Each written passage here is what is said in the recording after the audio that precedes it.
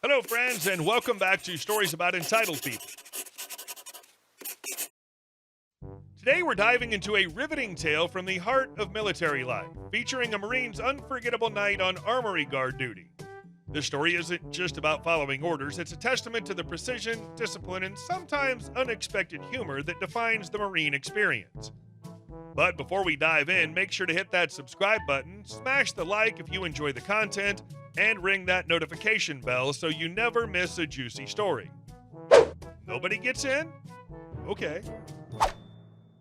I'm a former Marine, 0621 combat radio man, so RT, recruit training, on the island, Parris Island, South Carolina. I went to MCT, Marine Combat Training, at Camp Lejeune, North Carolina. For those who don't know, every Marine not lucky enough to be a grunt goes through MCT to familiarize them with basic infantry skills and weapons operations in case you get a battlefield promotion to infantry. The crap hits the fan and you've got to play grunt because the fighting came to you. So while RT teaches you basic riflery, MCT teaches you how to patrol, set up firing position, dig a fighting hole, crew a 50 cal, throw a grenade, fire an anti-tank rocket, or use a SAW, squad automatic weapon, etc. A large part of this is done in the field, sleeping in metal aircraft hangars or spider-infested wooden shacks.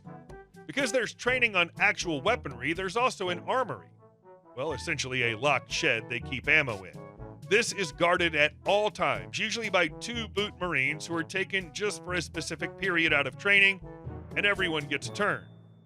When it's your turn, you're given a single round for your weapon, at the time an M16A2, and given explicit detailed instructions for who can and cannot access the armory under what circumstances, but they boil down to who is on the list gets in if they follow procedure. If they aren't on the list or don't follow procedure, they don't get in.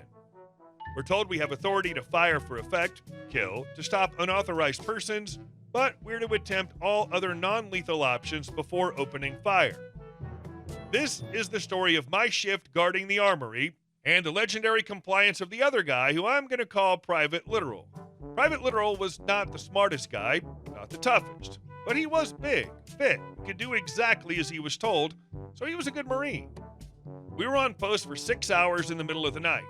It's about 2,300 hours, and we'd been on post for about 2 hours, set to be relieved at 0300, when up walks Second Lieutenant Crapshow. Second lieutenants are the bottom rung of the officers' ranks in the Corps, signified by a single gold bar as their rank insignia, commonly, derogatorily, called a butter bar.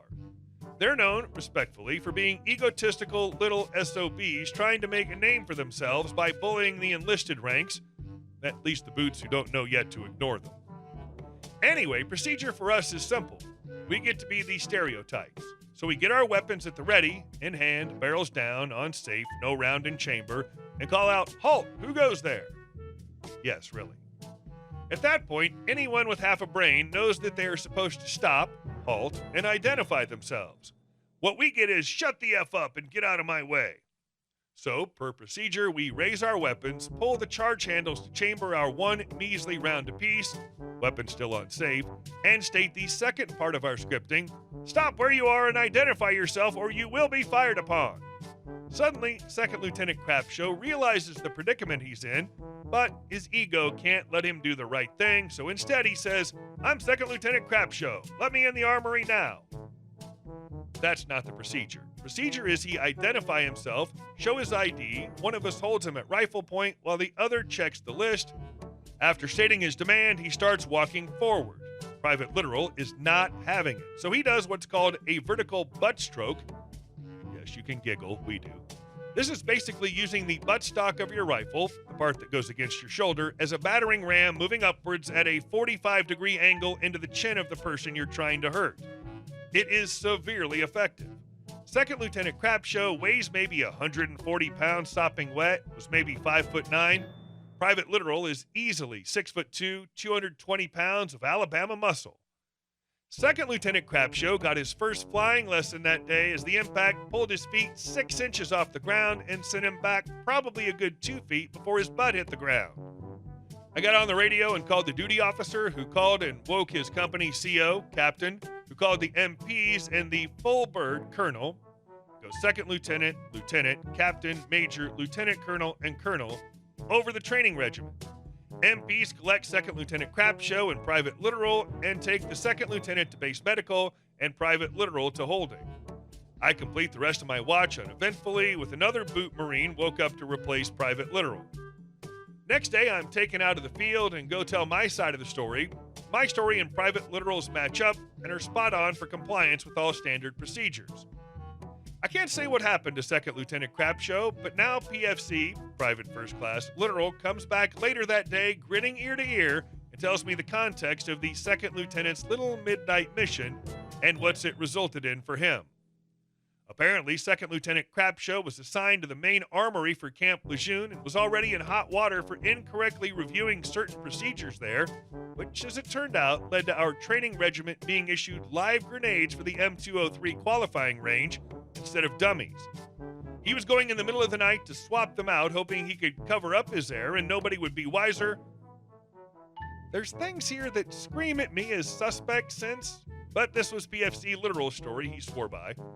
PFC Literal got a meritorious promotion out of it. That part I know. Instructors never would have been okay with him wearing rank he hadn't earned, and they never said a negative word about his new chevrons. Holy crap. Imagine being the guy using what you thought was a dummy grenade for practice. And our second story. One of my supervisors tried calling me in after I quit. Some years ago, I worked at a place that rhymes with McNaldo's. You know, the place that sells heart attacks as food and advertises it with an ugly clown. Anyway, I worked for them for 6 grueling years. In those 6 years, I got hundreds of stories, but this one stays with me since it was the first one to happen right after I quit. First off, my reason for quitting was that they wouldn't accommodate my one simple request to leave through an alternate exit due to my abusive ex waiting for me in their lobby every day. Every day I came to work in an Uber to avoid walking into him, and every day he'd come in, order something, and sit for hours staring and glaring at me until my shift would end.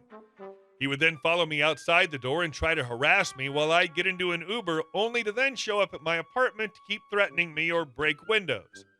I begged them for a solid month to just let me leave through another door to get a head start to my ride, and every single time I'd get some bullcrap answer, and they'd tell me I was overreacting. I basically got sick of constantly wondering which day would be the day he'd come in there with a gun, and I told my supervisor if she wouldn't let me leave through an alternate exit, then I'd quit. She laughed in my face. Let's name her Mary. About a week later, after I called, left a nice resignation letter to the big boss who totally understood, and after dealing with unemployment, I get this phone call. S. Mary, the supervisor. M. Me. S. So when are you coming in, OP? Because you've been gone about a week and we're short-staffed. I know the other bosses let you do whatever you like, but I'm putting my foot down, girl. You better be here in 45 or you're fired. M. Remember the last time I worked with you? S. Yeah, over a week ago. Boo. You can't keep playing these games, girl. This crap isn't cute. Your little boyfriend hasn't been here either, so you can calm down now. M. Yeah, no. I told you that since you couldn't accommodate my one request, I would quit. I'm even collecting unemployment already. S. So are you coming in or not? Because if you're not, I'm writing you up, and I'll make sure you never work anywhere again. M. Mary, I don't work for you. I quit. I quit, and I'm literally collecting unemployment as we speak. What don't you understand? S. You have 30 minutes. M. Fine, I'll be there. Obviously, I didn't go in, but I did block Mary's number and had the time of my life greeting random coworkers she would send to my house to try and get them to bring me into work. She was nuts. My coworkers just got a kick out of getting paid to walk 45 minutes to my house and chill. The ex was taken care of legally eventually, and I've since moved, but memories of that conversation always remind me of this subreddit. Edit. There are circumstances where you can get unemployment even if you quit your job. Domestic violence is one of them. My workplace became an unsafe environment because my abuser would literally wait for me there, or follow me after my shifts to mine or my friends' houses to harass me, attack my friends. I let management know about it in an attempt to try and make my workplace safer by asking if I could leave through one of the various back doors we received deliveries through.